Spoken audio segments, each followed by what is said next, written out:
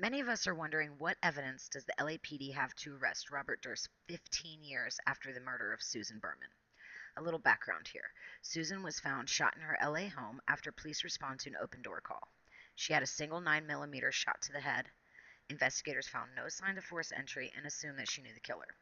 The next day, Beverly Hills Police Department received a letter with only Susan's address and the word cadaver on it and concluded only the killer could have written it. The lead detective receives another anonymous letter, postmarked from New York, titled Possible Motives for Susan Berman Murder.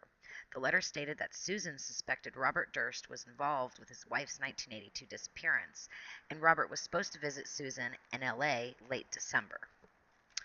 So police originally suspected Susan's manager, Niall Brennan, with whom she had a tense relationship. Police took a really small sample of Brenner's handwriting and concluded that it was, quote, highly probable he was the letter's author, but they didn't include a handwriting sample from Durst.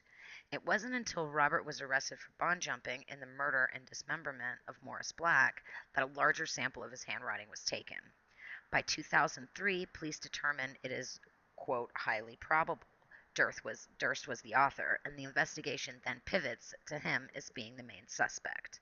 Police found a 9mm pistol in Durst's possession, but ballistics proved inconclusive. When detectives executed a 2015 search warrant of his Houston home, they hoped to find the elusive murder weapon and something linking him to the LA area circa Susan's murder. They removed 2 boxes. From what is known, there is no physical evidence or anything linking Robert to the crime scene. Durst hasn't even been placed around LA at the time of the murders. His arrest suspiciously coincides with an HBO documentary where Durst has what some would call an on-air confession. He says he, quote, killed them all. But legal experts have argued this is inadmissible, and it's safe to say Durst's lawyers will do the same. We do not know what was found in his Houston home, or if there is more pointing to Durst as the trigger man.